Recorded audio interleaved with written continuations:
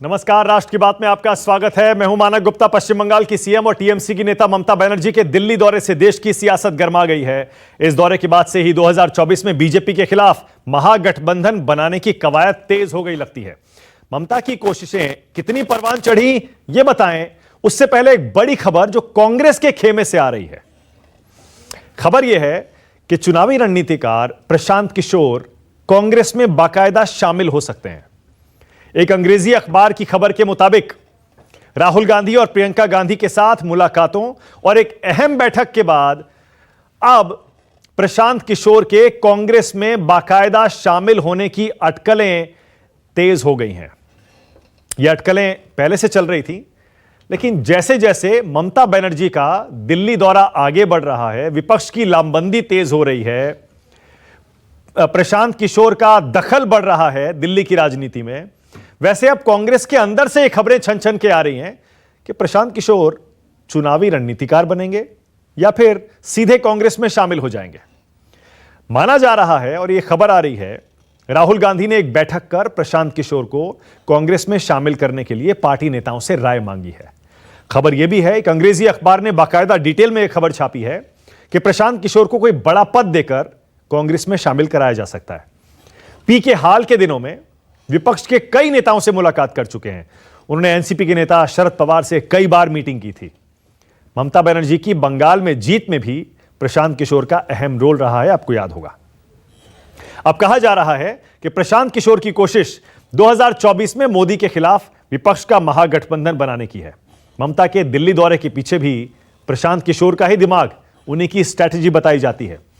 पीके की ममता से दिल्ली में भी मुलाकात हुई है, ऐसी खबरें आ रही हैं। इस बीच अपने दिल्ली दौरे के आखिरी दिन आज ममता बनर्जी ने मोदी सरकार में सड़क परिवहन मंत्री और बीजेपी के कद्दावर नेता नितिन गडकरी से मुलाकात की। उन्होंने डीएमके सांसद कनिमोई से भी मुलाकात की। कनिमोई और ममता के बीच करीब आधे घंटे तक यह मीटिंग हुई है और कुछ ही देर में ममता बनर्जी गीतकार जावेद अख्तर और शबाना आजमी से भी मिलने वाली हैं। ममता और गडकरी की दोपहर करीब 2 बजे मीटिंग हुई थी, उसकी तस्वीर भी देख लीजिए। मुलाकात के बाद ममता ने कहा, उन्होंने पश्चिम बंगाल की सड़क परियोजनाओं के बारे में गडकरी से बात की है। जरा सुनिए क्या बोली ममता बनर्जी।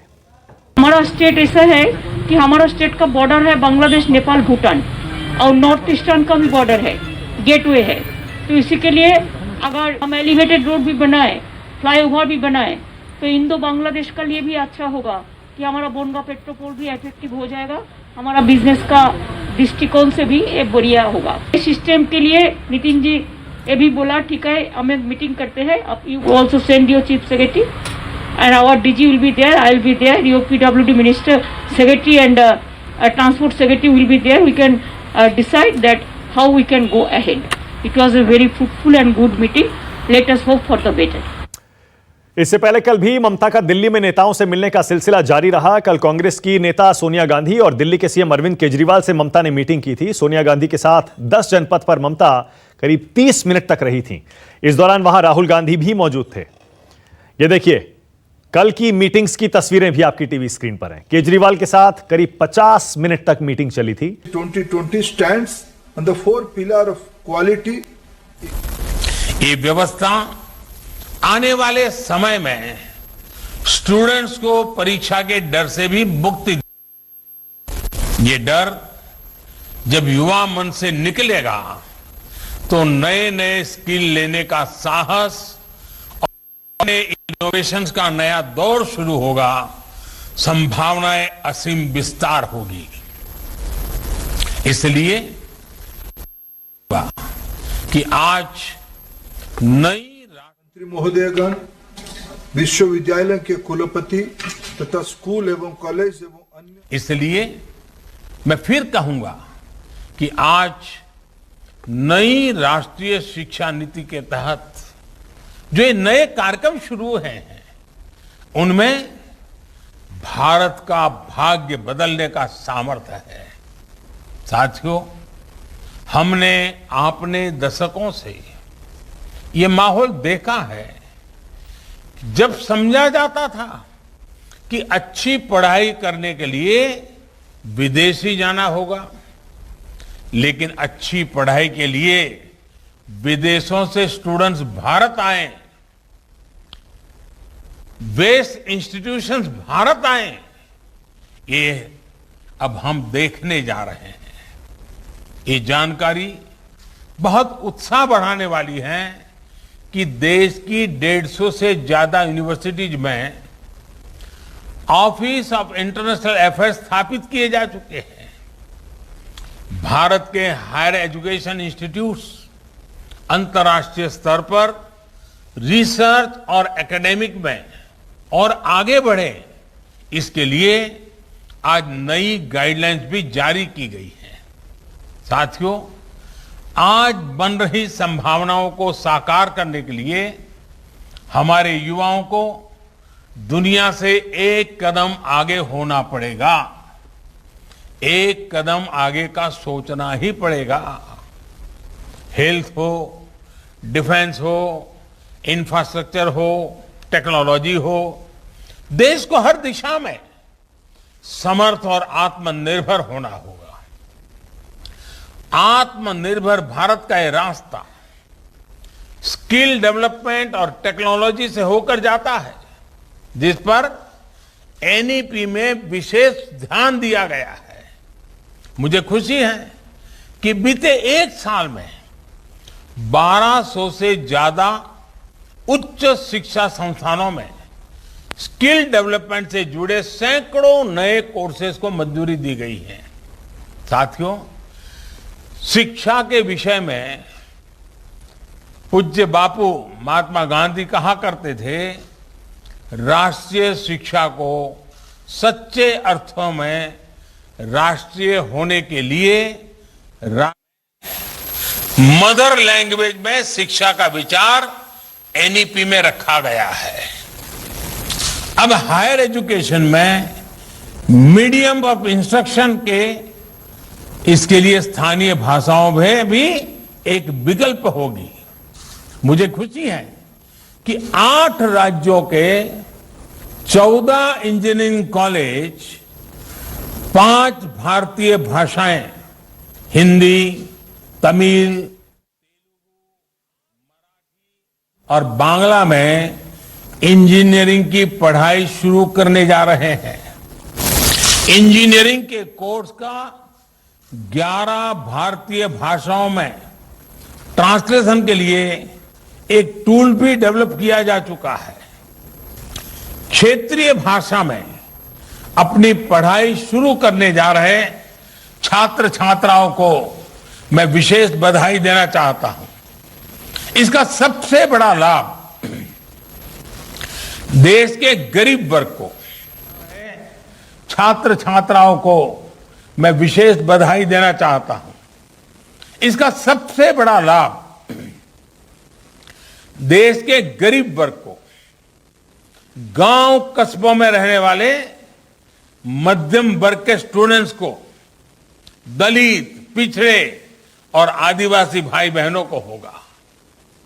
इन्हीं परिवारों से आने वाले बच्चों को सबसे ज्यादा लैंग्वेज डिवाइड का सामना करना पड़ता था।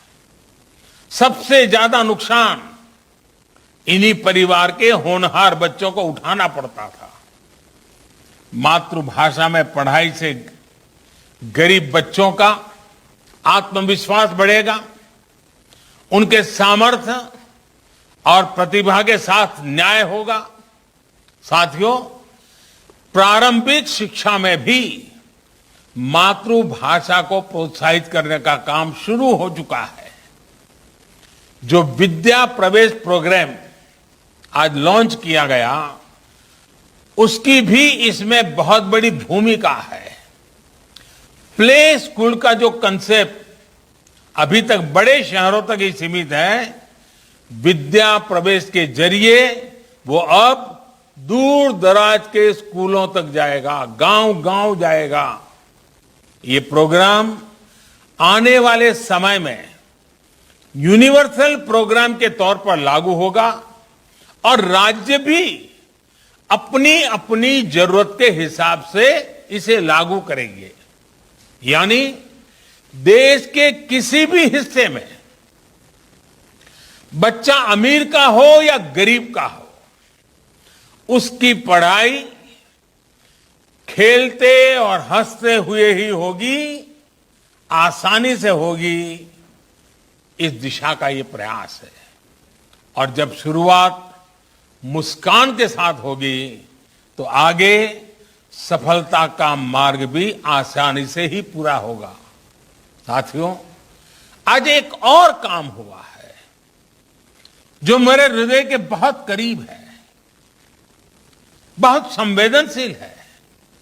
आज देश में 3 लाख से ज्यादा बच्चे ऐसे हैं जिनको शिक्षा के लिए सांकेतिक भाषा की आवश्यकता पड़ती है।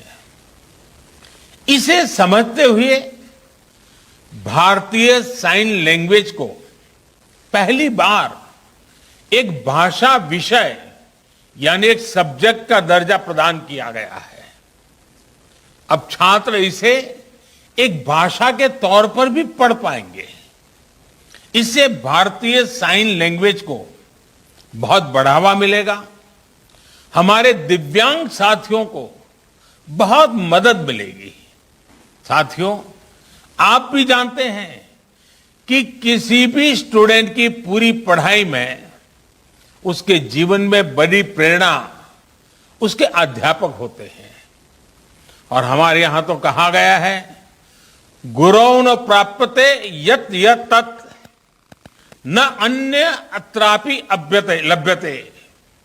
अर्थात जो गुरु से प्राप्त नहीं हो सकता वो कहीं प्राप्त नहीं हो सकता।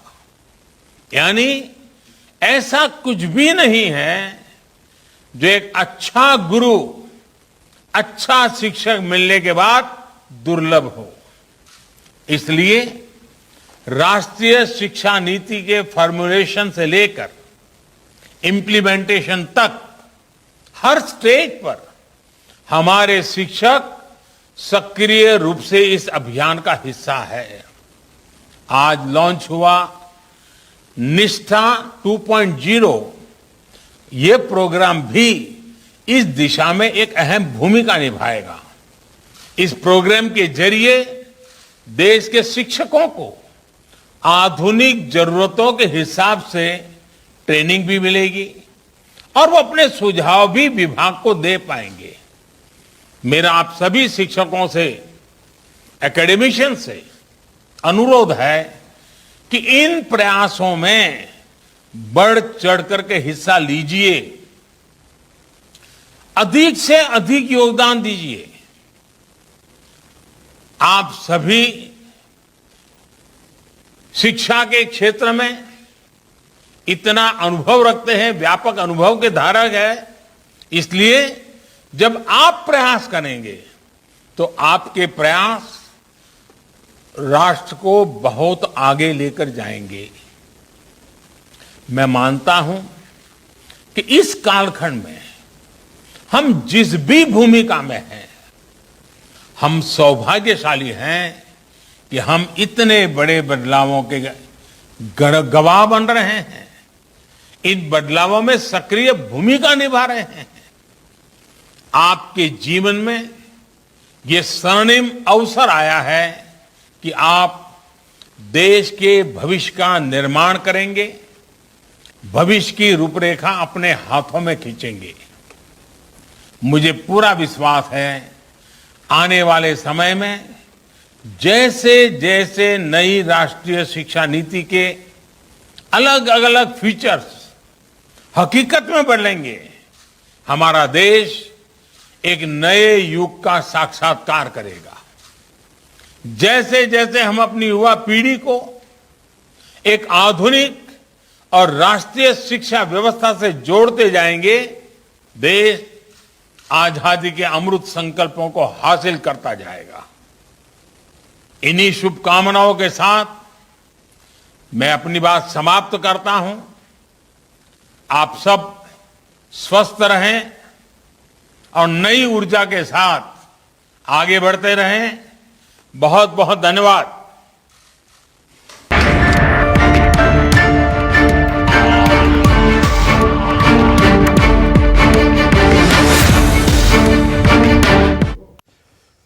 नमस्कार, राष्ट्र की बात में आपका स्वागत है। मैं हूं मानक गुप्ता। पश्चिम बंगाल की सीएम और टीएमसी की नेता ममता बनर्जी के दिल्ली दौरे से देश की सियासत गर्मा गई है। इस दौरे के बाद से ही 2024 में बीजेपी के खिलाफ महागठबंधन बनाने की कवायद तेज हो गई लगती है। ममता की कोशिशें कितनी परवान चढ़ी, ये बताएं, उससे पहले एक बड़ी खबर जो कांग्रेस के खेमे से आ रही है। खबर यह है कि चुनावी रणनीतिकार प्रशांत किशोर कांग्रेस में बाकायदा शामिल हो सकते हैं। एक अंग्रेजी अखबार की खबर के मुताबिक राहुल गांधी और प्रियंका गांधी के साथ मुलाकातों और एक अहम बैठक के बाद अब प्रशांत किशोर के कांग्रेस में बाकायदा शामिल होने की अटकलें तेज हो गई हैं। ये अटकलें पहले से चल रही थी, लेकिन जैसे जैसे ममता बनर्जी का दिल्ली दौरा आगे बढ़ रहा है, विपक्ष की लामबंदी तेज हो रही है, प्रशांत किशोर का दखल बढ़ रहा है दिल्ली की राजनीति में, वैसे अब कांग्रेस के अंदर से ये खबरें छन छन के आ रही हैं कि प्रशांत किशोर चुनावी रणनीतिकार बनेंगे या फिर सीधे कांग्रेस में शामिल हो जाएंगे। माना जा रहा है और यह खबर आ रही है, राहुल गांधी ने एक बैठक कर प्रशांत किशोर को कांग्रेस में शामिल करने के लिए पार्टी नेताओं से राय मांगी है। खबर यह भी है, एक अंग्रेजी अखबार ने बाकायदा डिटेल में एक खबर छापी है कि प्रशांत किशोर को कोई बड़ा पद देकर कांग्रेस में शामिल कराया जा सकता है। पी के हाल के दिनों में विपक्ष के कई नेताओं से मुलाकात कर चुके हैं। उन्होंने एनसीपी के नेता शरद पवार से कई बार मीटिंग की थी। ममता बनर्जी की बंगाल में जीत में भी प्रशांत किशोर का अहम रोल रहा है, आपको याद होगा। अब कहा जा रहा है कि प्रशांत किशोर की कोशिश 2024 में मोदी के खिलाफ विपक्ष का महागठबंधन बनाने की है। ममता के दिल्ली दौरे के पीछे भी प्रशांत किशोर का ही दिमाग, उन्हीं की स्ट्रैटेजी बताई जाती है। पीके की ममता से दिल्ली में भी मुलाकात हुई है, ऐसी खबरें आ रही हैं। इस बीच अपने दिल्ली दौरे के आखिरी दिन आज ममता बनर्जी ने मोदी सरकार में सड़क परिवहन मंत्री और बीजेपी के कद्दावर नेता नितिन गडकरी से मुलाकात की। उन्होंने डीएमके सांसद कनिमोई से भी मुलाकात की। कनिमोई और ममता के बीच करीब आधे घंटे तक यह मीटिंग हुई है और कुछ ही देर में ममता बनर्जी गीतकार जावेद अख्तर और शबाना आजमी से भी मिलने वाली हैं। ममता और गडकरी की दोपहर करीब 2 बजे मीटिंग हुई थी, उसकी तस्वीर भी देख लीजिए। मुलाकात के बाद ममता ने कहा, उन्होंने पश्चिम बंगाल की सड़क परियोजनाओं के बारे में गडकरी से बात की। जरा सुनिए क्या बोली ममता बनर्जी। हमारा स्टेट ऐसा है कि हमारा स्टेट का बॉर्डर है बांग्लादेश, नेपाल, भूटान और नॉर्थ ईस्टर्न का भी बॉर्डर है, गेटवे है। तो इसी के लिए अगर हम एलिवेटेड रोड भी बनाए, फ्लाईओवर भी बनाए, तो इंडो बांग्लादेश का लिए भी अच्छा होगा कि हमारा बोनगा पेट्रोपोल भी इफेक्टिव हो जाएगा, हमारा बिजनेस का दृष्टिकोण से भी ये बढ़िया होगा। इस सिस्टम के लिए नितिन जी ये भी बोला, ठीक है हम एक मीटिंग करते हैं, अब you also send your chief secretary and our DG will be there, I will be there, your PWD minister secretary and transport secretary will be there. We can decide that how we can go ahead. It was a very fruitful and good meeting, let us hope for the better. इससे पहले कल भी ममता का दिल्ली में नेताओं से मिलने का सिलसिला जारी रहा। कल कांग्रेस की नेता सोनिया गांधी और दिल्ली के सीएम अरविंद केजरीवाल से ममता ने मीटिंग की थी। सोनिया गांधी के साथ 10 जनपथ पर ममता करीब 30 मिनट तक रही थी।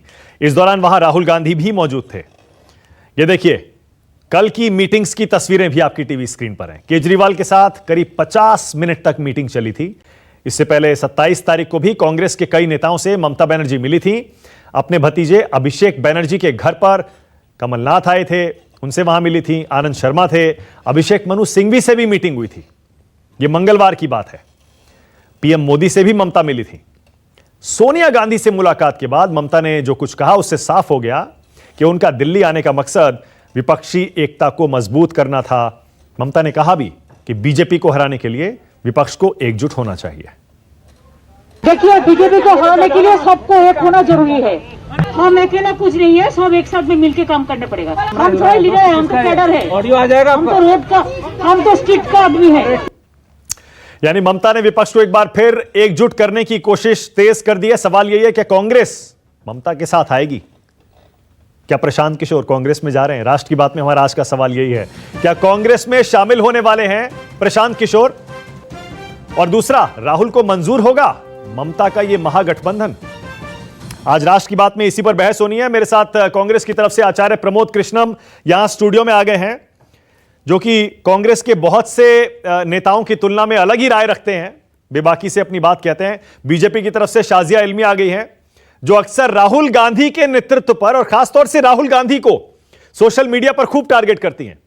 घनश्याम तिवारी आ गए हैं समाजवादी पार्टी से, आशुतोष और प्रदीप जी हैं, सीनियर जर्नलिस्ट हैं, दोनों पॉलिटिकल कमेंटेटर हैं, और राष्ट्र की बात में आपने अक्सर इनको अपनी अलग अलग राय रखते हुए भी बड़ी गंभीर और बड़ी दिलचस्प बहस करते हुए देखा होगा। आप सभी का स्वागत है। आचार्य जी, आप ही से शुरू कर रहा हूं, आप बेहतर बता पाएंगे क्योंकि आपको तो प्रियंका गांधी का काफी करीबी भी कहा जाता है।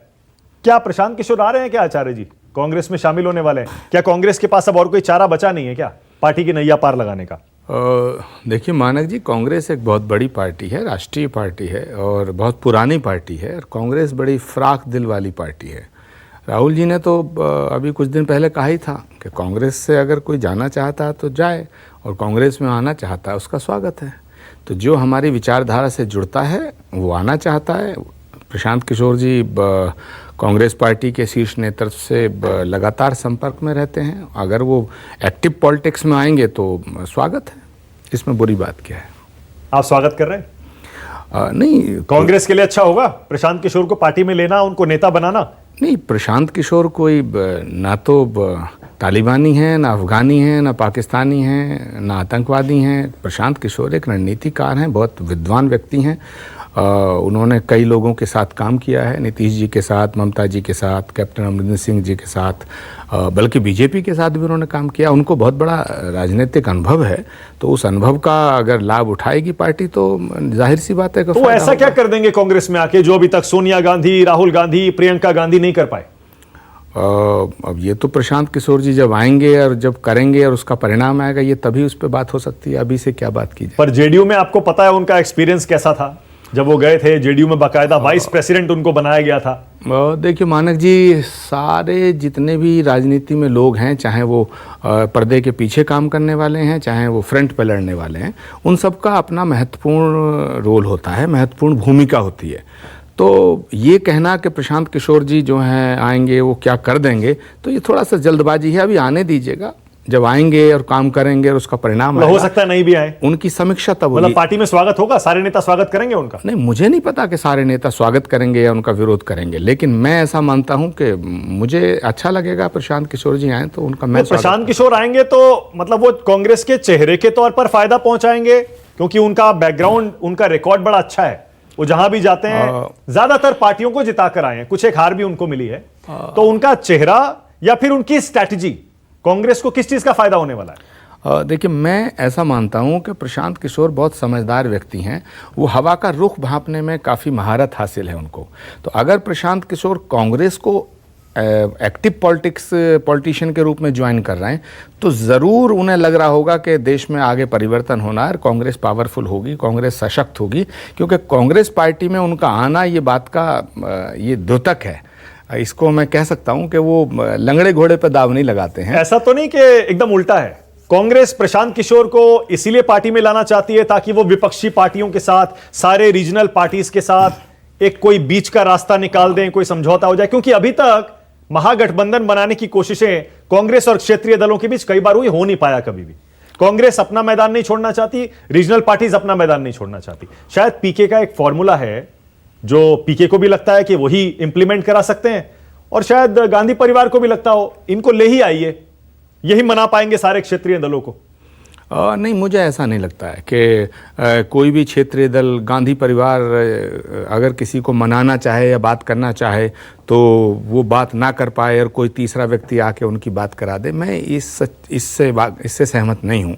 लेकिन मैं फिर अपनी बात को क्लियर करना चाहता हूँ कि कोई भी व्यक्ति, कोई भी विद्वान व्यक्ति, कोई भी ज़मीन से जुड़ा व्यक्ति या कोई भी पत्रकार, कोई भी डॉक्टर, किसी भी प्रोफेशन में है, वो तो पॉलिटिकल एडवाइज़र रहे हैं, तो वो कांग्रेस में अगर आते हैं तो मैं उनका स्वागत करूँगा और एक अच्छी भावना से उनको स्वीकार करूँगा। बाकायदा जो एक अंग्रेजी अखबार की हिंदुस्तान टाइम्स की है, नाम भी ले देता हूँ, ये रिपोर्ट है, उसमें बड़ा क्लियरली 2-3 चीजें लिखी हुई हैं। प्रशांत किशोर का फॉर्मूला ये है, एक पार्लियामेंट्री बोर्ड बना दिया जाए नया कांग्रेस के अंदर, जो नाराज 23 नेताओं की मांग भी थी, और उसके नेता राहुल गांधी बन जाए और सारे अहम मुद्दों पर यह बोर्ड फैसला ले। क्या प्रशांत किशोर की इस स्ट्रैटेजी से, और दूसरा एक और स्ट्रैटेजी भी है उनकी, मैं चाहता हूं आप खुलकर बोलें, क्या कांग्रेस को यह स्वीकार होगा कि 200 पार्टियों पर चुनाव लड़े और बाकी सीटें रीजनल पार्टीज के लिए छोड़ दे? नहीं, पहली बात तो यह है कि ये प्रशांत किशोर जी का फार्मूला है, इस पे मुझे अभी डाउट है कि एक अखबार ने जो खबर छापी है। दूसरी बात ये, प्रशांत किशोर अभी पार्टी ज्वाइन नहीं किए हैं, तो उनके फार्मूले पे क्यों चिंतन किया जाए या चिंता व्यक्त की जाए। तीसरी बात यह है कि ये जो फार्मूला जो आप बता रहे हैं कि राहुल गांधी को पार्लियामेंट्री बोर्ड का नेता बना दिया जाए, तो राहुल गांधी तो पूरी कांग्रेस पार्टी के नेता हैं, उन्हें एक सेक्टर तक सीमित क्यों किया जाए। कहाँ नेता है अब? क्या कौन सा पद है उनके पास? नहीं, ये अब पद कहाँ है? नेता है, बस नेता ही है, चेहरे हैं नहीं, लेकिन अध्यक्ष पद तो नहीं है और कोई पद भी नहीं है उनके पास, अभी सिर्फ सांसद है। नहीं, देखिए, बहुजन समाज पार्टी जब बनी थी तो काशीराम जी पे कोई पद नहीं था, लेकिन वो नेता थे। बाला साहब ठाकरे पे कोई पद नहीं था, वो एक्टिव उसमें लेकिन नेता थे। ऐसे ही आज बहुत सी ऐसी पार्टियां हैं जिसमें के पद नहीं है लेकिन नेता। राहुल गांधी कांग्रेस के एक छत्र नेता हैं, इसमें कोई डाउट किसी को अगर है तो मुझे लगता है कि वो गलतफहमी में है। ओके, शाजिया इल्मी, अगर प्रशांत किशोर कांग्रेस में शामिल होते हैं और उनकी स्ट्रैटेजी चल जाती है, जिसकी डिटेल्स पिछले कई दिनों में छन छन के आई हैं कि 200 सीटों पर कांग्रेस लड़ेगी और जहां कांग्रेस कमजोर है वहां वो रीजनल पार्टीज के लिए खुला मैदान छोड़ देगी ताकि बीजेपी के खिलाफ एक उम्मीदवार उतारा जा सके, मतलब आपके लिए दिक्कत होने वाली है प्रशांत किशोर के इस फॉर्मूले पर? यूनाइटेड ऑपोजिशन मिलेगा अब आपको? पता नहीं किसको कितनी दिक्कत होगी और कब ये पूरा जो बिसात बैठेगी, लेकिन प्रशांत किशोर जी का तो वही हाल है जो कि मैं मानती हूँ बहुत ही अनुभवी हैं और हो जाए जहां शाम वहीं उनका बसेरा, बेकरार परिंदों के ठिकाने नहीं होते। हालांकि मखमूर सईदी का ये जो शेर है वो है आवारा परिंदों के ठिकाने नहीं होते, लेकिन मैंने कहा आवारा शब्द यूज कर लूंगी तो लोग बुरा मान जाएंगे। तो भाई आजाद हैं और कहीं भी जा सकते हैं, तो उनकी मर्जी है। आपने शायद एक और वजह से आवारा यूज नहीं किया होगा, क्योंकि आपने भी उनको अपने साथ रखा था 2014 में, बहुत फायदा हुआ था आपको। नहीं, ये बिल्कुल ये कतई वजह नहीं थी। अब आपको फिर से करेक्ट कर दूं, हाँ। जब दूसरी बार जब वो हमारे साथ नहीं थे तो हमें ज्यादा सीटें मिली थी। तो अगर ये माना जाए कि उनकी वजह से हमें सीटें आई हैं 2014 में, 2019 में उनकी, फिर तो उसी वजह से उनकी गैर हाजिरी से तो हमें हमारे ज्यादा फायदा हुआ क्योंकि हम लोग ज्यादा सीटों से आए। तो मैं आपके मन की जो बात, आपको जो लग रहा था कि इस वजह से मैंने आवारा शब्द यूज किया, तो आप मैं क्लियर कर दूं जी पूरी तरह से। और क्योंकि बीजेपी की ज्यादा सीटें आई जब प्रशांत किशोर जी नहीं थे सेंटर में, और प्रशांत किशोर जी को भी और सारी पार्टियों को पूरी तरह से ना सिर्फ एक आजादी है लोकतांत्रिक प्रणाली में कि सब मिलजुल कर डटे, लड़े, आपस में भिड़े, देखे कौन उनका नेता है, क्या उनकी नीति है। शिवसेना, ममता बनर्जी रोहिंग्या पर एक नीति साथ लेकर आए, विदेश नीति पर साथ एकजुट होकर बात करें, देखे उनको सबको क्या बोलना है फौज के मामलों में और चीन के मामले में, कैसे कांग्रेस और बाकी पार्टियां साथ आएंगी ये भी देखना होगा। और ये भी देखना होगा कि खुद ममता बनर्जी जो शुरुआत करेंगी, क्या उसमें सीपीआईएम और सीपीएम से मुलाकात, जो उनके ही अपने क्षेत्र में है, उनसे मुलाकात की शुरुआत करेंगी। उन्होंने बातें तो दूर दूर कर ली, लेकिन अब सवाल ये है, और दूसरा सवाल ये भी है कि संचालक अगर प्रशांत जी बन भी गए हमारे, और जो कि बहुत अच्छी बात है, पहली से मैं उनको मुबारकबाद दे दूं अगर तो वो आ रहे हैं, तो क्या बाय रोटेशन, मतलब अक्कड़ बक्कड़ बम्बे बो करके होगा पीएम का चेहरा, कि मंडे को एक दिन, इतवार को एक दिन, रविवार को दूसरे दिन, बुधवार को तीसरे दिन, क्योंकि शरद पवार जी भी हैं, ममता बनर्जी भी हैं और बड़े बड़े अरविंद केजरीवाल भी हैं। तो सारी महत्वाकांक्षाओं को मैनेज करना, समीकरणों को मैनेज करना, देखिए उसमें कितने सक्षम हो पाएंगे प्रशांत किशोर। ओके, नहीं शाजिया, ये जो आप कह रही है ना, ये हमेशा से आप लोग कहते आए हैं महागठबंधन के बारे में, और ये सही भी हुआ है, हर बार सही भी हुआ है। नहीं, मैं वही कह रहा हूं, आप जो ये कह रही हैं ये सही भी हुआ है हमेशा, क्योंकि विपक्ष हमेशा से नेता के पद पर लड़ता रहा और इसीलिए एक नहीं हो पाया। लेकिन इस बार जो फॉर्मूला सामने आ रहा है ना प्रशांत किशोर का, जो ममता बनर्जी सारे नेताओं से मिलकर उन्हें बता रही है, जो हमारे पास खबरें आ रही हैं, वो ये है कि हम लोग अभी बस बीजेपी के खिलाफ एक उम्मीदवार किसी तरह उतार दें 2024 में, और नेता कौन बनेगा ये फैसला हम बाद में कर लेंगे। ममता दीदी कह रही है मुझे नेता मत बनाना, ये बाद में देख लेंगे, आप बन जाना, लेकिन फिलहाल हमें बीजेपी को हराना है। बिल्कुल, जैसे कि ममता बनर्जी कह रही है ना कि खेला होवे, तो चलिए हम भी खेलेंगे और हम भी देखेंगे, जो लोहे अजल में लिखा है हम देखेंगे, आप भी देखिएगा, हम भी देखेंगे, और बहुत ही दिलचस्प रहेगा ये पूरा सफर, मुझे लगता है। तो और मुझे हम सब लोग को इसको देखने में, इस पूरी प्रक्रिया को काफी कुछ मुझे लगता है इसमें बहुत सारी सुर्खियां, और बहुत सनसनीखेज सुर्खियां जो हैं मैं अभी से प्रेडिक्ट कर सकती हूँ तो चलिए इंतजार करते हैं। ओके, घनश्याम तिवारी, उसके बाद आता हूं अभी आचार्य जी। घनश्याम तिवारी, क्या ये गठबंधन बन रहा है क्या कुछ ऐसा कि एक जॉइंट ऑपोजिशन कैंडिडेट बीजेपी के सारे उम्मीदवारों के खिलाफ उतार दिया जाए देश भर में?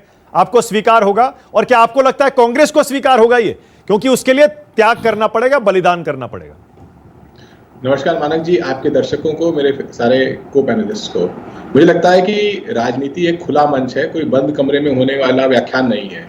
और इस खुले मंच पे आपने देखा है कि अगर ममता बनर्जी जी 3 दिन के लिए आती हैं तो जितने नेताओं से वो मिलती हैं, जितनी पार्टियों से मिलती हैं, भारतीय जनता पार्टी की सरकार होने के बावजूद, एनडीए होने के बावजूद प्रधानमंत्री की तस्वीरें एनडीए के घटक दलों के साथ दिखाई नहीं देती। तो ऐसे समय में जब प्रधानमंत्री अपने ही एनडीए में अलग थलग दिखाई दे रहे हैं, उनके ऊपर आरोप है कि अपनी ही पार्टी के मंत्रियों के और नेताओं की जासूसी के आरोप लग रहे हैं, संसद थमी हुई है और इंतजार कर रही है कि लोकतंत्र पे जो इतना बड़ा हमला हुआ है विदेशी ताकतों के साथ मिलकर के, इसका सच जनता के सामने आए, तो मुझे लगता है कि हमें 2024 का इंतजार भी शायद न करना पड़े। पर एनडीए की तुलना गलत कर रहे हैं आप अपने महागठबंधन से। एनडीए में बीजेपी सबसे ताकतवर है, उसे किसी पार्टी की जरूरत ही नहीं है, इसीलिए उन पार्टियों की हैसियत सबको पता है एनडीए में क्या है। बीजेपी अकेले अपने दम पर बहुमत लेके आई है। और आगे बढ़िए, बीजेपी में मोदी सबसे ताकतवर है, लेकिन छुपे हुए हैं, डरे हुए हैं। जासूसी की कांड जो सबके सामने आया है, उसमें प्रधानमंत्री देखिए, मैं शाहजहां जी के बीच में नहीं बोल रहा, जिस तरीके से प्रधानमंत्री छुपे हुए हैं, डरे हुए हैं, इसलिए देश देख रहा है कि प्रधानमंत्री कब अपनी चुप्पी तोड़ेंगे और ये बताएंगे कि उनकी सरकार का एनएसओ से क्या साठगांठ है। एनएसओ के ऊपर इजराइल की सरकार उसके ऊपर रेड कर रही है, भारत की सरकार से प्रोटेक्ट कर रही है। मेरा सवाल जो था ना, मेरा सवाल ये था, यूपी का चुनाव आ रहा है, अभी पता लग जाएगा। विपक्षी एकजुटता की जो बात है, कौन कितनी सीटें छोड़ेगा, कितने पे लड़ेगा, बीजेपी को जॉइंट ऑपोजिशन कैंडिडेट दे पाएंगे या नहीं दे पाएंगे, आपकी बातों से तो ऐसा लगता नहीं है कि मुझे कोई अभी 6-8 महीने बचे हैं यूपी में। उत्तर प्रदेश के अच्छे दिन आने वाले हैं, उत्तर प्रदेश में कंसराज जाने वाले हैं। अकेले लड़के के ऊपर देखिए, वो तो जनता बताएगी। जिस तरीके से पंचायत चुनाव में भारतीय जनता पार्टी के नेताओं का जब सफाया हुआ, तो किस तरीके से चीरहरण, अपहरण, अपराध, बमबाजी, लाठी डंडों के साथ इन्हें किसी तरीके से चुनाव जीतने पड़े, वो जनता बता रही है। जनता में गुस्सा है। इन्होंने सिवाय उत्तर प्रदेश के युवाओं को बेरोजगारी के लाठी डंडों के मैं समझ गया, बिल्कुल समझ गया मैं। आशुतोष, इसीलिए तो हम बार बार ये बात कहते हैं। फिर आ रहा हूं प्रदीप जी आपके पास भी, दोनों के एक्सपर्ट कमेंट्स मुझे पता है दर्शक इंतजार कर रहे होंगे सुनने के लिए, क्योंकि जब से हम ये सुन रहे हैं ना कि प्रशांत किशोर कांग्रेस में जा रहे हैं, अरे भाई ओके, कांग्रेस में नेता बनेंगे वो तो एक इलेक्शन स्ट्रेटेजिस्ट थे, पॉलिटिकल स्ट्रेटेजिस्ट थे, एडवाइजर बनते थे, अमरिंदर सिंह के साथ गए, ममता बनर्जी के साथ गए, फिर बाकी कई नेताओं के साथ जेडीयू में गए, सबको पता है। आशुतोष, पहले मैं चाह रहा हूं इस पर बोलिएगा, प्रशांत किशोर कांग्रेस में जा रहे हैं, जाएंगे, आपको यकीन होता है इस पर? Does it make sense? मानक, मैं थोड़ा सा अलग बोलूंगा और मुझे लगता है कि मेरी बात को थोड़ी सुननी चाहिए। बड़े दिनों बाद मुझे कोई एक ऐसा शख्स मिला है जिसको हेडलाइन मैनेजमेंट बहुत अच्छी तरीके से आता है।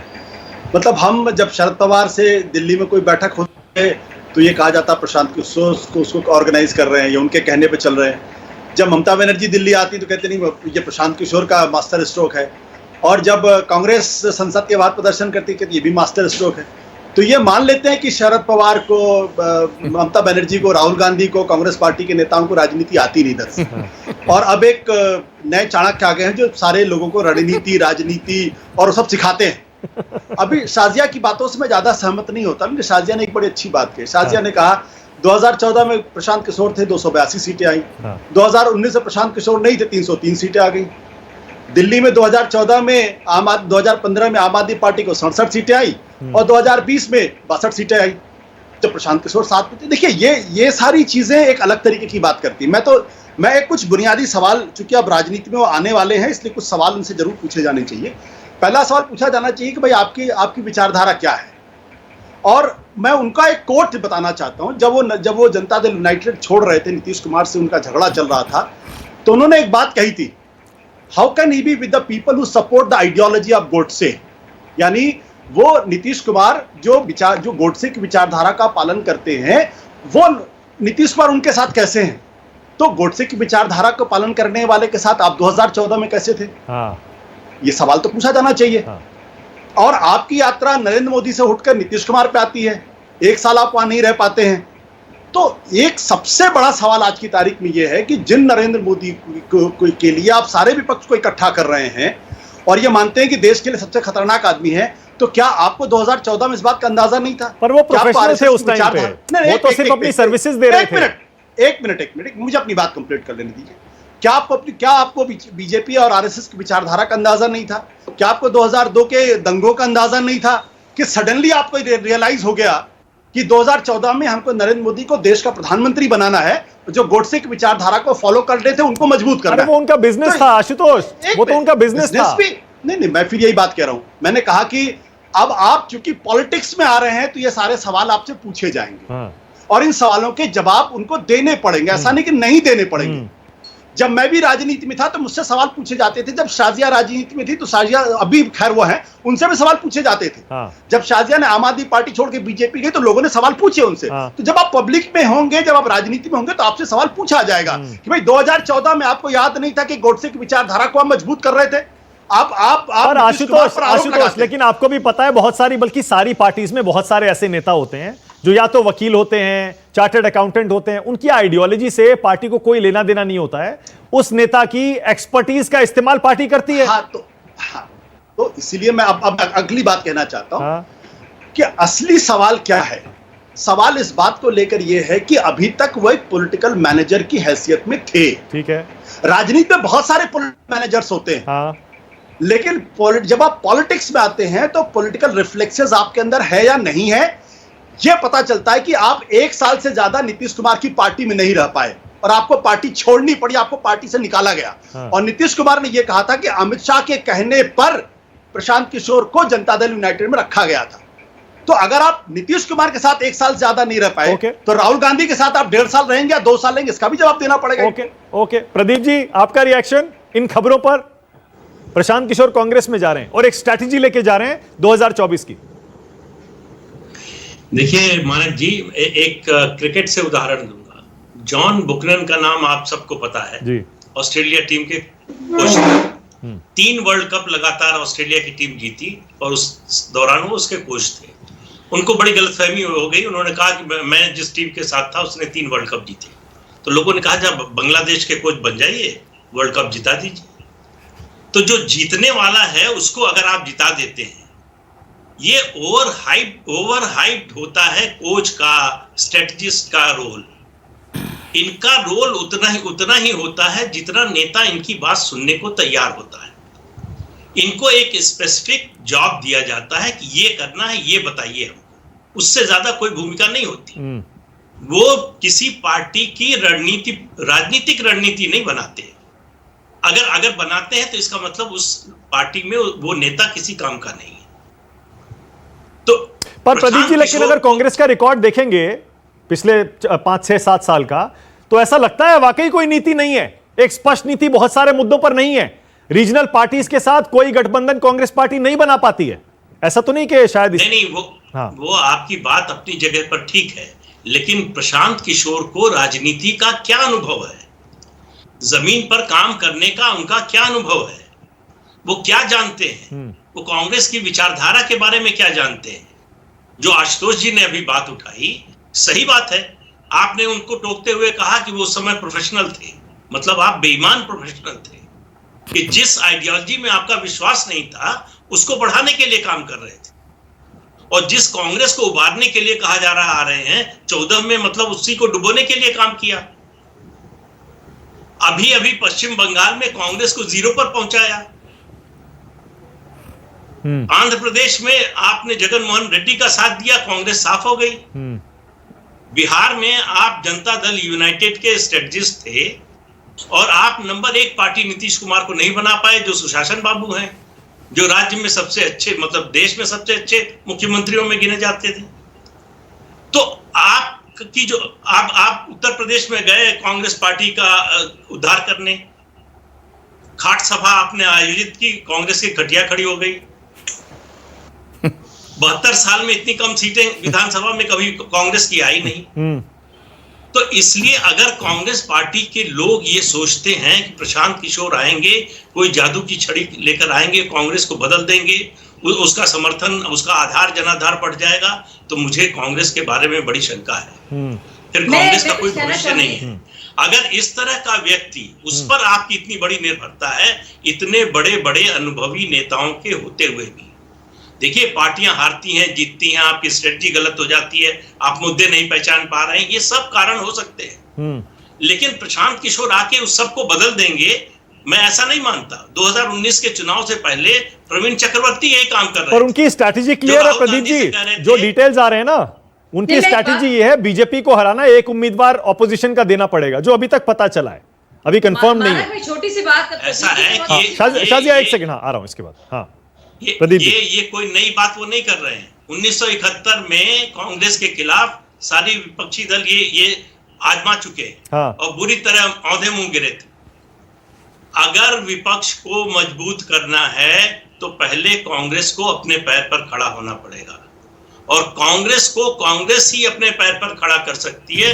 मैं नहीं मानता बाहर से कोई आएगा और जादू की छड़ी घुमाकर कांग्रेस को जो है शक्तिशाली बना देगा। कोई बॉर्नविटा लेके आएगा या ऐसा एनर्जी ड्रिंक लेकर आएगा, पिलाएगा, और अगले दिन से कांग्रेस जो है रिंग में उतर जाएगी। अच्छा, ये सब कुछ नहीं होने वाला। ओके आचार्य जी, प्रदीप जी कह रहे हैं कि वो बांग्लादेश की टीम से तुलना कर रहे हैं आपकी आपकी पार्टी की। कह रहे हैं जो जॉन ब्यूकेनन ले आइए, कुछ नहीं होने वाला बांग्लादेश का, वो पार्टी अच्छी होगी तब कोच रिजल्ट दे सकता है, इसीलिए पीके को लाने का कोई फायदा नहीं होने वाला। ये प्रदीप जी का एनालिसिस है। आप कह रहे हैं आए, स्वागत है, खुल के कहिए ना आचार्य जी। नहीं देखिए, मैंने जो कहना था वो मैंने कह दिया, जो प्रदीप जी ने कहना था उन्होंने कह दिया। लेकिन एक बात तो ये साफ है कि प्रशांत किशोर जनता दल यूनाइटेड में वाइस प्रेसिडेंट थे, तो वो पॉलिटिक्स तो ज्वाइन पहले कर ही चुके, एक्टिव पॉलिटिक्स। अब वो कांग्रेस में आएंगे तो मैंने जो कहा है स्वागत, तो वो स्वागत है। मैं तो कह रहा हूँ कांग्रेस बड़ी पार्टी है। जहाँ तक सवाल है कांग्रेस को किसी ने क्या कहा, उसने क्या कहा, वो तो सिद्धू जी ने, नवजोत सिद्धू ने हमारी पार्टी के लिए क्या क्या नहीं कहा, हमारे कांग्रेस नेतृत्व के लिए क्या क्या नहीं कहा। कांग्रेस बड़े दिल की पार्टी है, कांग्रेस राजाओं वाली पार्टी है। मतलब राजा महाराजा से सामंतवादी व्यवस्था मत कह देना। तो अगर इतना बड़ा दिल है तो फिर मान लीजिए क्षेत्रीय दलों की बात, जो उनका फॉर्मूला है, 200 सीट पे लड़िए आप देश में, बाकी छोड़ दीजिए रीजनल पार्टीज के लिए। त्याग तो करना पड़ेगा बड़ी पार्टी होने के नाते। देखिए, कांग्रेस पार्टी एक मानक ऐसी पार्टी है जिसने रीजनल पार्टीज को हमेशा समर्थन दिया, और समर्थन देते देते देते देते सब राज्यों में हम साफ होते चले गए और हम समर्पण की मुद्रा में आ गए। मैं दो बातों से बिल्कुल सहमत नहीं हूं। एक तो इस बात से सहमत नहीं हूं कि मोदी को अगर हराना है तो यूनाइटेड विपक्ष एक, मतलब सारा विपक्ष एक हो जाए और उसमें फेस ना डिक्लेयर किया जाए, क्योंकि ये दौर मुद्दों का दौर नहीं है, ये दौर चेहरों का दौर है। ये लड़ाई चेहरों की है। तो अगर हम सब विपक्ष को एक करते हैं तो ये फैसला हमें लेना पड़ेगा कि कांग्रेस पार्टी का नेता कोई चीफ प्राइम मिनिस्टर का कैंडिडेट हो या क्षेत्रीय दल का कोई नेता प्राइम मिनिस्टर का कैंडिडेट हो। जहां तक मैं मानता हूं कि राज्यों के अंदर बीजेपी से लड़ाई क्षेत्रीय दल लड़ रहे हैं, कांग्रेस समर्थन कर रही है, तो राष्ट्रीय स्तर पर तो जो बीजेपी का कोई विकल्प है तो कांग्रेस है। तो प्रधानमंत्री का कैंडिडेट अगर क्षेत्रीय दलों का होगा तो फिर कांग्रेस क्या करेगी? तो ये देखिए, यही मैं पहले यही कह रहा था ना। तो मैं तो स्पष्ट रूप से कहना चाहता हूं, मानक, लेट मी फिनिश। साजिया जी एक मिनट, साजिया जी, मैं कहना चाहता हूं, बिल्कुल स्पष्ट रूप से कहना चाहता हूं कि अगर नरेंद्र मोदी जी को हराना चाहता है सारा विपक्ष, तो जितनी जरूरत नरेंद्र मोदी को हटाने की कांग्रेस को है, इतनी क्षेत्रीय दलों को भी है। तो फिर कांग्रेस पार्टी सबसे बड़ा दल है। तो कांग्रेस पार्टी के अंदर अनेकों ऐसे नेता हैं जो प्रधानमंत्री के कैंडिडेट हो सकते हैं। हमारा सबसे बड़ा कैंडिडेट राहुल गांधी है, तो राहुल गांधी का समर्थन करिएगा। अगर राहुल गांधी प्रधानमंत्री का कैंडिडेट नहीं बनना चाहते हैं तो प्रियंका गांधी हैं। देखिए, तो प्रियंका गांधी का समर्थन यही शाजिया तो कह रही थी, यही बात बीजेपी कहती है, आपस में ही लड़ते रहते हैं, हम लड़ते कोई बनाते हैं। आचार्य जी वही बात आपने कांग्रेस चाहती है हमारा प्रधानमंत्री बने। मानक आपने किसी को नहीं टोका, मुझे टोक रहे हैं। मुझे 10 सेकंड दे दीजिएगा अनइंटरप्टेड। मैंने किसी के बीच में नहीं बोला। मैं कह रहा हूं कांग्रेस पार्टी का कार्यकर्ता ये चाहता है कि नरेंद्र मोदी के खिलाफ प्रधानमंत्री का कैंडिडेट अगर संयुक्त विपक्ष होता है तो विपक्ष अगर संयुक्त रूप से इकट्ठा होता है तो उसमें कांग्रेस पार्टी का नेता प्रधानमंत्री का कैंडिडेट क्यों ना बने। अगर राहुल जी नहीं बनते तो प्रियंका गांधी बने, प्रियंका गांधी नहीं बनती हैं तो दिग्विजय सिंह बने, कमलनाथ बने, चिदम्बरम बने, सचिन पायलट बने। कांग्रेस में नेताओं की कमी है क्या? हम चाहते हैं कि कांग्रेस पार्टी का नेता ही नरेंद्र मोदी के सामने विकल्प। आचार्य प्रमोद जी, आपकी बातों में बहुत ही विरोधाभास है। आप ये भी कह रहे हैं कि बने तो राहुल गांधी जी बने, फिर कह रहे हैं और भी लोग बने, फिर भी आपको इतनी जरूरत महसूस हो रही है प्रशांत किशोर को लाने की। मैं प्रदीप जी की बात से पूरी तरह से सहमत हूँ कि और बहुत संजीदगी से उनकी बात को लेती हूँ।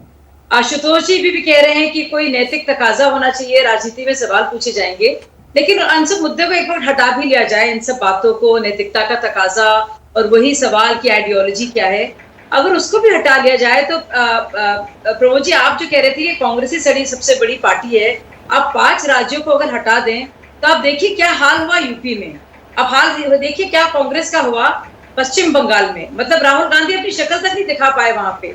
आप देखिए क्या हाल हुआ बिहार में भी। तो मतलब समर्थन तो आप दे रहे हैं और आप कह रहे हैं बहुत दरिया दिली भी है, तो इतनी दरिया दिली अगर होती कांग्रेस की लीडरशिप में तो राहुल गांधी को हटाकर किसी और को आप ले आते। अब आपको क्या लग रहा है कि प्रशांत किशोर को आने में आपको लगता है कि ये ना सिर्फ मजबूरी है पर लाचारी है बहुत बड़ी। शाजिया जी आपने बात खत्म कर ली, मैं जवाब देना चाहता हूँ। शाजिया जी पहली बात, बीजेपी का और जनसंघ का हाल देश की आज़ादी के 40 साल बाद तक क्या रहा? आप एक वोट को तरसते थे, लेकिन आज आप देश पे हुकूमत कर रहे हैं। तो दूसरी बात, प्रशांत किशोर जी अभी कांग्रेस पार्टी में आ रहे हैं या आएंगे, इस पर हमने कोई चिट्ठी थोड़ी लिखी प्रशांत किशोर जी को कि आप आ जाइएगा, कांग्रेस पार्टी नहीं चल रही। ठीक है, सुनिए। अच्छा, खबर ये आ रही है कि प्रशांत किशोर ने अप्रोच किया है। नहीं, बिल्कुल कांग्रेस पार्टी किसी को इन्वाइट नहीं करती है, कांग्रेस पार्टी को लोग अप्रोच करते हैं। मैंने कहा प्रशांत किशोर आएंगे तो बिल्कुल उनका स्वागत है। तीसरी बात, मैं शाजिया जी आप अपनी पार्टी की बात करिए, हमारी पार्टी पे आप लुत्फ ले रहे हैं। ठीक है, आपको मौका मिल गया। मैं मानक से कहना चाहता हूँ, मैं मानक गुप्ता से, मैं आशुतोष जी समझ रहे हैं मैं क्या कहना चाहता हूँ। ऐसा बिल्कुल ना समझिए प्रमोद जी। नहीं शाजिया जी देखिए, जब पड़ोसी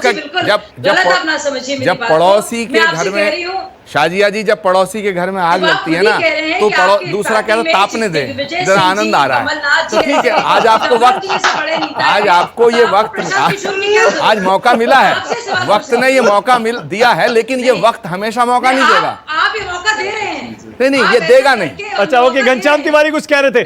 जीएसटी जल्दी से, जीएसटी क्या कह रहे थे? आप घनश्याम को बहुत तकलीफ दे रहे हैं क्योंकि अखिलेश जी के ख्वाबों को क्या होगा। हाँ, जीएसटी बोलिए। देखिए, मैं 2 बातें कहूंगा कि 2024 से पहले 2022 का अध्याय है जहां भारतीय जनता पार्टी का उत्तर प्रदेश से सफाया होने वाला है, पहली बात। और दूसरी बात कि हमें ये जो जासूसी कांड है इसको हल्के में नहीं लेना चाहिए। मुझे लगता है कि अगर इसमें प्रधानमंत्री इसी तरीके से छुपे रहे तो वो स्वयं 2024 का मुंह नहीं देखेंगे। उससे पहले उन्हें जाना पड़ेगा कि भारत के लोकतंत्र के प्रधानमंत्री इस तरीके से कायरता से छुप नहीं सकते। बताना पड़ेगा कि लोकतंत्र में जासूसी किसने की। एक जासूस प्रधानमंत्री इस देश को नहीं। अरे जीएसटी, आज देखिए हम प्रशांत किशोर पर 2024 के महागठबंधन पर डिबेट कर रहे हैं, आप बार-बार जासूसी करना चाहता हूं। इसीलिए मैं कहता हूं ना, देखिए इसीलिए कहता हूं, और वही बात साबित हो गई जो हम बार-बार कहते हैं, इसीलिए महागठबंधन नहीं बन पाता है। नहीं, मानक इसको डिबेट की जगह डिस्कशन मैं आपसे सवाल करना चाहता हूं। मुझे आप ही बता दीजिएगा, आप बहुत ही अच्छे विद्वान पत्रकार हैं, मुझे बताइए कि प्रियंका गांधी और राहुल गांधी से ज्यादा पॉपुलर पूरा एंटायर विपक्ष इतना लोकप्रिय कोई और नेता है? तो हम प्रधानमंत्री का कैंडिडेट किस लिए कांग्रेस पार्टी का नेता नहीं बनना चाहिए? मुझे बताइए, राहुल गांधी क्यों नहीं होने चाहिए, प्रियंका गांधी क्यों नहीं होनी चाहिए? और अगर ये दोनों नहीं चाहते हैं तो फिर दूसरा कोई कांग्रेस का नेता क्यों नहीं होना चाहिए? मुझे आप जवाब दीजिए ना। ओके, देखिए इस बारे में कभी कभी हम लोग जो इंडिपेंडेंट लोग हैं वो अपनी अपनी बात कह पाते हैं ना। मैं भी कह देता हूं, प्रदीप जी, आशुतोष भी बोलना चाह रहे हैं थोड़ा सा, हालांकि मुझे शो क्लोज करना था, बड़े दिलचस्प मोड़ पे है, थोड़ी देर और ले रहा हूं मैं। गांधी नाम के बिना कांग्रेस का फिलहाल कोई अस्तित्व नजर नहीं आता है, ये ऐसा मेरा मानना है। जो बार बार लोग कहते हैं ना गांधी को हटा दो, किसी और को अध्यक्ष बना दो, कांग्रेस के दिन और खराब हो जाएंगे अगर गांधी नाम आपने अध्यक्ष से हटा दिया, चेहरा हटा दिया। और दूसरा, जहां तक आप नेतृत्व की बात कर रहे हैं, इसी कैच 22 में तो कांग्रेस फंसी रही है हमेशा से। रीजनल पार्टीज और कांग्रेस के बीच नेतृत्व, चेहरा गठबंधन का, उसी पर तो सारी डिबेट चलती आई है। इसका कोई सोल्यूशन जब कांग्रेस के पास नहीं है, बड़े बड़े स्ट्रेटेजिस्ट के पास नहीं है, इसमें कोई क्या सोल्यूशन देगा? आशुतोष बोलिए, कुछ कहना चाह रहे थे, फिर आ रहा हूं प्रदीप जी। हाँ नहीं, प्रदीप जी ने बड़ी अच्छी बात कही थी, मुझे लगता है प्रदीप जी की जो बात है उसको आगे बढ़ा। जैसे जॉन बुकनन की उन्होंने बात की थी, जॉन बुकनन ने कभी टेस्ट मैच नहीं खेला, 7 one day match, 7 first class match उन्होंने खेला। हाँ। ऑस्ट्रेलिया में रिकी पॉन्टिंग थे, मैथ्यू, उसके बाद शेन वॉर्न जैसे बॉलर हुआ करते थे, मैग्रा था, जिलेस्पी थे, एडम गिलक्रिस्ट थे, तो जीत गई 15 मैचेस शेन वॉर्न। लेकिन जब यही जॉन बुकनन कलकत्ता नाइट राइडर्स के कोच बने तो उनको सैक किया गया था। उसके बाद जब वो न्यूजीलैंड गए तो न्यूजीलैंड में भी उनको सैक किया गया। देखिए, इसलिए मैं कहता हूं जब कि आप एक मोदी की टीम का कोच होना और कांग्रेस की टीम का कोच होना, ये अलग अलग चीजें हैं। सही कह रहे हैं आशुतोष, बिल्कुल सही है, बिल्कुल सही चीजें से नहीं कर सकते। Pradeep ji, closing comment. प्रदीप जी। नहीं, मैं तो आचार्य जी से सवाल पूछना चाहता था। उन्होंने कहा कि क्यों नहीं होना चाहिए राहुल को या प्रियंका को। राहुल गांधी कांग्रेस के राष्ट्रीय अध्यक्ष बने 2019 के चुनाव से पहले। प्रियंका गांधी बनी महामंत्री और उत्तर प्रदेश की प्रभारी 2019 के चुनाव से पहले। कांग्रेस को 80 में 1 सीट मिली उत्तर प्रदेश से, घर की सीट अमेठी हार गए। चुनावी राजनीति में नेता वही होता है जो वोट दिला सके। अगर आप में वोट दिलाने की क्षमता है तो आप नेता हैं। अरविंद केजरीवाल हो या ममता बनर्जी इसीलिए नेता हैं कि उनके नाम पर वोट, बिल्कुल सही है, और जनता राहुल गांधी के नाम पर, प्रियंका वाड्रा के नाम पर वोट नहीं पड़ता। Okay, all right. और एक और परीक्षा इसकी अभी यूपी के चुनाव में होने वाली है। बहुत बहुत शुक्रिया खैर इस बहुत ही दिलचस्प बहस और चर्चा के लिए। आचार्य प्रमोद कृष्णम, आपका, शाजिया, घनश्याम तिवारी, आशुतोष प्रदीप जी, बहुत शुक्रिया। छोटा सा ब्रेक ले रहा हूं, खबरें जारी हैं। नमस्कार, मैं हूं मानक गुप्ता। अगर आपको हमारा ये वीडियो पसंद आया हो तो इसे लाइक और शेयर जरूर करें, और हां, हमें सब्सक्राइब और फॉलो करना ना भूलें ताकि आप देश और दुनिया की कोई खबर मिस ना करें। तो जुड़े रहिए हमारे साथ और देखते रहिए News 24।